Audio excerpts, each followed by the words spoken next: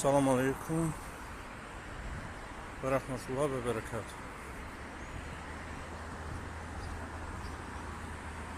O gün işte bir hadisə ilə rastlaşdım. Demək, işçilərdən biri, praktikaya gələnlərdən, qızlardan biri də ki, mən deistəm. Bu hadisə necə baş verdi? Həkim namazdan çıxdı, çay içirdik. Dedi, Allah qəbul eləsin. O birisi dedi, mən də gərək namazı qılım. Qılmamışam. Bu qız da dedi ki, bəs mən deistəm. Dedi, deist bilirsən nədir?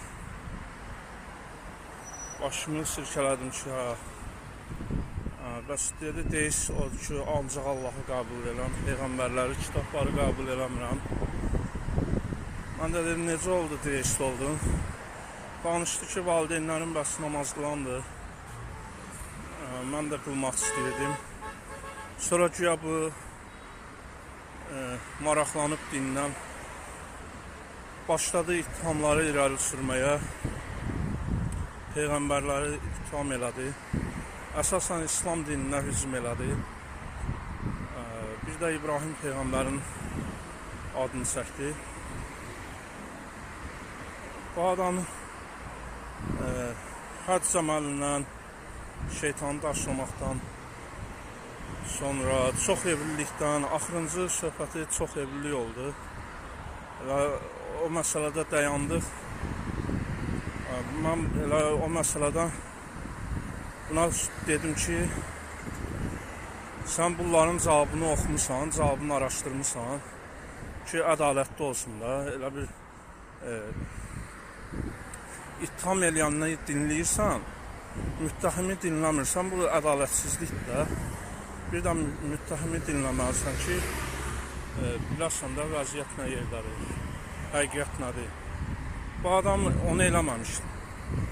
Bu evlilik məsələsində bir cavabı bilirdi ki, kişilər əskərlikdə, müharibədə qırılır, və salam. Buna görə 4 evlilik. Hələ o namaz qılan qız küfür elədi. Dedi ki, bu məsələ, elə bu məsələ çox belə demək də olmur o sözü. Küfür sözüydü. Mən də qayıtdım ki, Quranda keçirdi. Quran ayəsi. Elə bu 4 qadınla evlənməyə cavabından başladım. Bu adam dedi ki, niyə kişiləri olar, qadınları olmasın? Niyə qadın çox kişi ilə evlənə bilməz? Dedim ki, ona görə ki, qadında kişi toxumları uşaqlıqda qalır.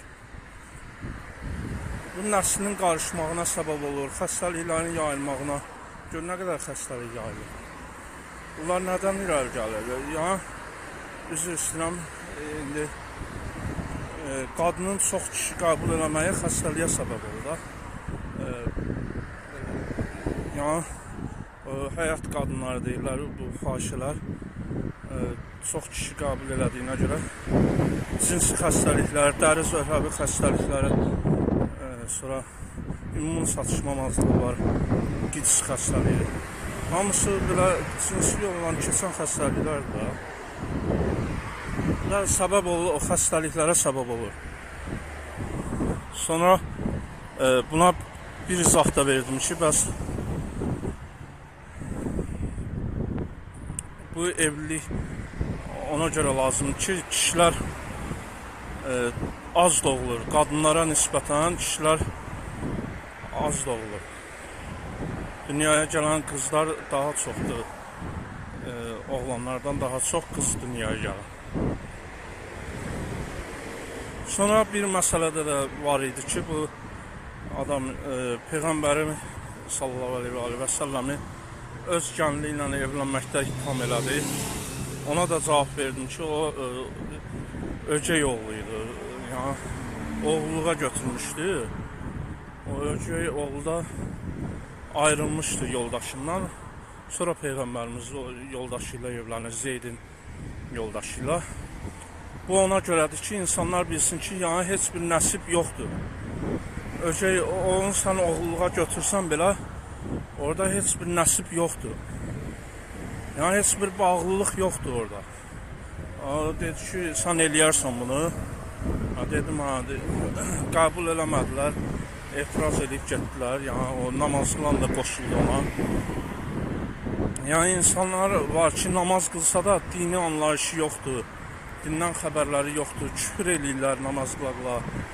Qurana küfür eləyirlər, Allaha küfür eləyirlər, Peyğəmbərə etiraz edib küfür eləyirlər. Dedi ki, hətta o namaz qılan qız dedi ki, Peyğəmbərin haşa, əstəğfurullah, gözü düşübmüş. Hələ namaz qılan deyə bil. Gör Peyğəmbərə nə deyir. Bu çox evliliyin faydaları çoxdur. Demografiyaya çox xeyri var. Demografiyada insanların, əhalinin sayının çox olmağının iqtisadiyyata, dövlətə xeyri var. İqtisadiyyat güclənir də. Dövlət qüdrətli dövlət olur. Digər faydası odur ki, yəni qız qarımır. Onların da ərə getməyə haqqı var. Elə onu dedim orada. Cavablarımdan biri o oldu ki, bu nə qədər qızlar var ki, qız qalır, ərə getmir də. Onların da haqqı var ki, ərə getsinlər. Digər tərəfdən qadın alverinin qarşısı alınır, fahişəliyin, zinakarlığın qarşısı alınır. Təsəvvür edin, hamı ərə gedibsə, kimi cəlb eləyəcəklər bu pozğunluğa? Heç kimi. Heç kim cəlb oluna bilməyəcəklər. Bu qadın alveri son qoyulmuş olacaq, azalmış olacaq, həddən artıq yox dərəcəsinə düşəcək. Bu görünür ki, bəzi qüvvələrə sərf eləmir. Bunlar qadın haqqı ilə çıxır ortaya. Halbuki qadın haqqı ilə İslamın özüdür. Görürsünüz, qadın evdə qız qarımır, qadın fahişəliyə cəlb oluna bilmir. Bəs bunlar qadın haqqı deyil, kördülər sadəcə. Kör olublar da. Amma Allah hidayət eləsin. Belədir da. Onu da deyim ki, gərək övladı böyüdəndə diqqətli olalar. Müsəlmanlar. O qız deyirdi ki, mənim ailəm, ata-anam namaz qılır, mən də qılmaq istəyirdim. Sonra deist oldu. Deistliyin özü elə ateizmdir. Sadəcə onun yumuşaq variantıdır ki, insanlar tez gələ bilsin, rahat gələ bilsin. Birbaşa ateizmdən keçə bilmirlər. Bu elə bir ki, rahat olur. Bu ateizmin rahat yoludur. Birinci, göndərilənləri inkar edirsən, sonra Allahı. Allah hər şeyi yaradıb, amma heç kimi göndərməyib. Hamı başı boş bıraxıb, ha? Məntiqdən danışırdı. Dayanmadan məntiq qoymur adam sözünü desin. Cavab dinləmək istəmir. Çünki ona cavab lazım deyil. Ona cavab lazım olsaydı özü araşdırardı. O insanlara cavab lazım deyil. O insanlar ancaq elə ittihamları irəli sürürlər və salam. Həyasızcasına dayanmadan ittihamları irəli sürür. İmkan verir cavab verəsən, danışasan. Məntiqdən danışır dayanmadan. Elə məntiq deyilmi?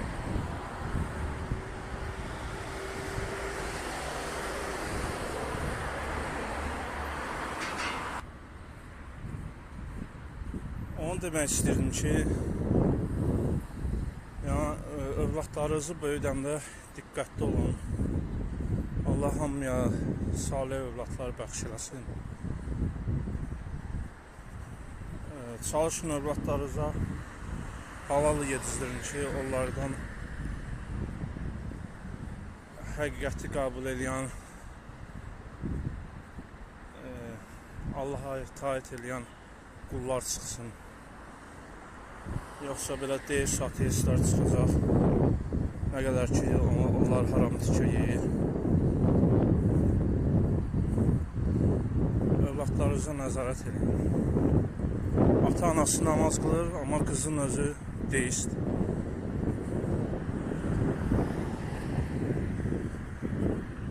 Bir də bu qadınla evlənməyin faydası nədir? Kişilər cinsi ehtiyacı, cinsi gücü çox olan kişilər var. Onlar yetinmirlər. Yəni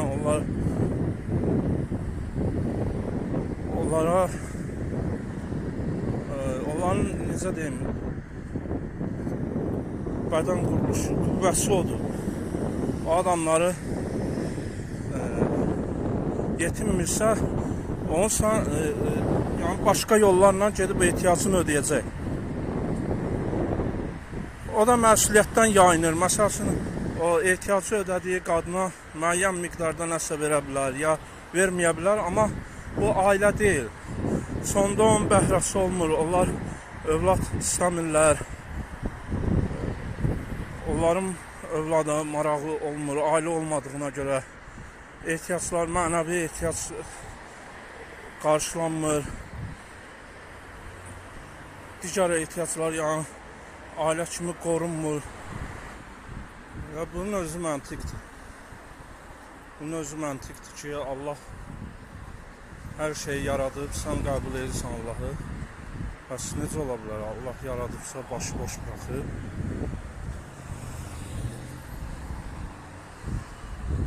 Yaratdı, amma idarə eləmədi. Yaratdı, amma qayda qanun qoymadı.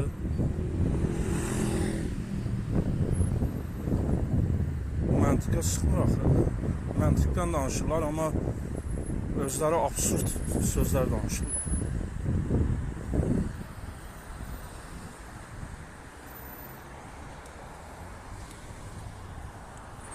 Bir məsələ də var ki, bu ayəni oxumayıblar. Ayədə məcbur olunmur. Biri ilə kifayətlənə bilirsənsə, biri ilə yetinirsən, yəni kifayətlənirsən. Bu vacib deyil ki, 4-ünü alasan. Almağında qaydaları var. Yəni sən o aldığın qadınların ehtiyacını ədalətli şəkildə ödəməlisən. Bu asan məsələ deyil. Yəni ailə tamam başqa şeydir. Amma 4 qadınla evli olanda şərt deyil 4-ünü alasan. Əgər biri ilə kifayətlənə bilirsənsə,